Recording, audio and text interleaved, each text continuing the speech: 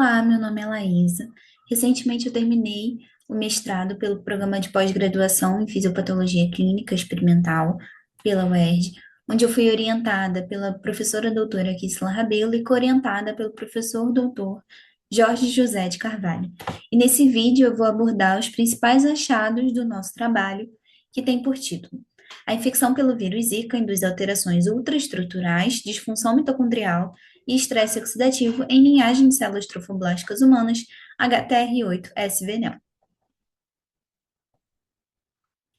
Bom, a febre da Zika, ela é uma importante arbovirose causada pelo vírus Zika.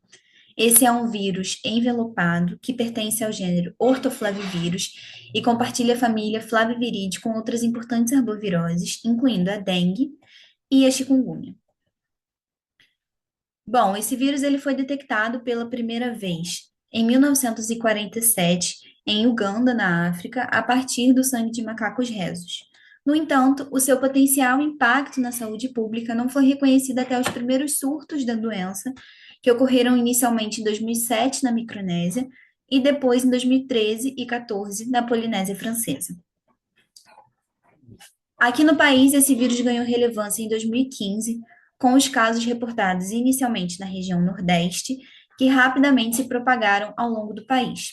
Em 2016, o Brasil atingiu o pico no número de casos durante a epidemia, com pouco mais de 200 mil casos confirmados, e ainda que esse número tenha diminuído desde então, esse vírus ele permanece circulando em números importantes pelo país. Até então, em 2025, são mais de 3 mil casos prováveis da infecção pelo vírus Zika, com um óbito confirmado. A nível global, esse vírus atualmente circula em um pouco mais de 90 países, distribuídos na África, Europa, Sudeste Asiático e algumas regiões do Pacífico Ocidental. Bom, por se tratar de uma arbovirose, esse vírus é transmitido principalmente por um artrópode, no caso um mosquito, e o principal mosquito vetor do vírus Zika é o Aedes aegypti. Além disso, esse vírus também pode ser transmitido por transmissão sanguínea, transmissão sexual e transmissão vertical da mãe para o feto. Bom, em sua maioria, as infecções são assintomáticas ou incluem sintomas leves e autolimitados, como a dor de cabeça, erupção cutânea e prurido, mialgia, poliartralgia, conjuntivite bilateral e febre. No entanto, em alguns casos, a infecção por esse vírus pode levar a condições mais graves, incluindo a síndrome de Guillain-Barré, a síndrome congênita da Zika e algumas condições adversas durante a gestação.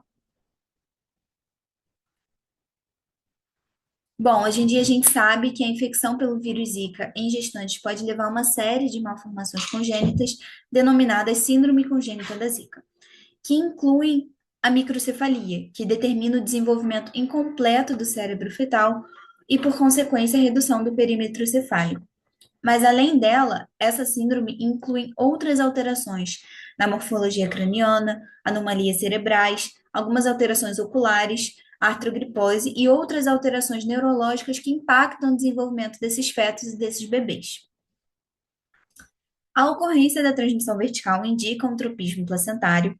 A placenta, por sua vez, é um órgão temporário, formado por uma porção materna e uma porção fetal, que é responsável pela nutrição, troca gasosa, pela remoção de resíduos tóxicos e pelo suporte endócrino e imunológico ao feto.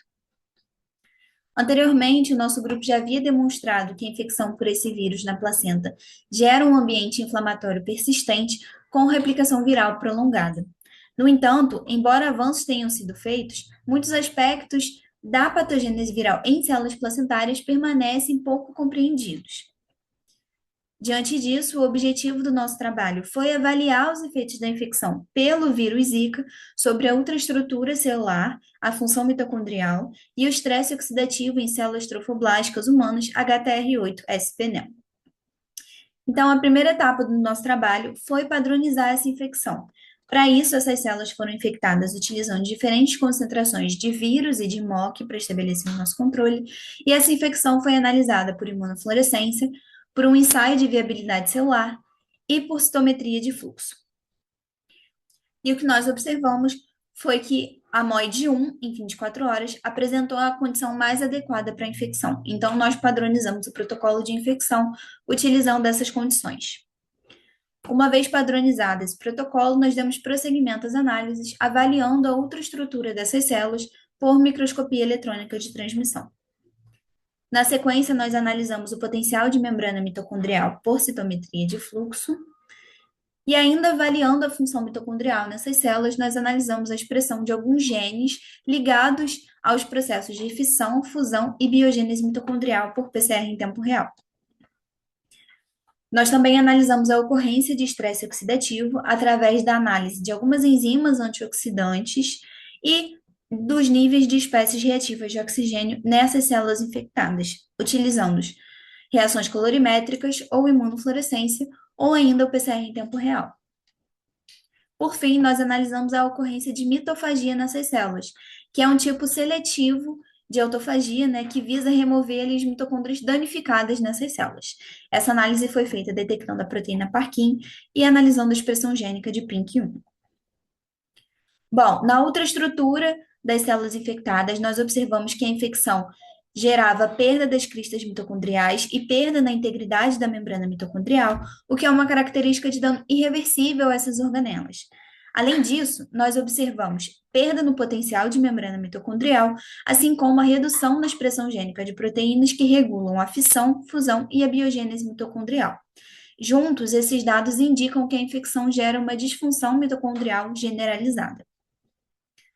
Além disso, nós observamos também um aumento na atividade e na intensidade de marcação de proteínas antioxidantes nas células infectadas.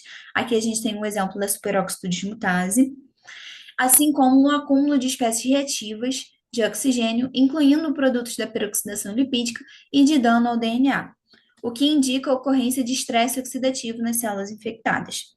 No entanto, nós observamos que a infecção pelo vírus Zika parece reduzir a mitofagia mediada por PINK1 e Parkin. Então, concluindo, nós observamos que a infecção pelo vírus Zika provoca disfunção mitocondrial e estresse oxidativo nas células trofoblásticas humanas, HTR8, o que é extremamente relevante quando a gente considera que esses danos eles impactam diretamente a função desses trofoblastos. Então, esses achados são essenciais para entender um pouco mais da patogênese viral, né, em células trofoblásticas. Esse trabalho foi realizado no Laboratório de Ultraestrutura e Biologia Tecidual, na UERJ, com o apoio financeiro da FAPERJ e da CAPES. Obrigada por assistir.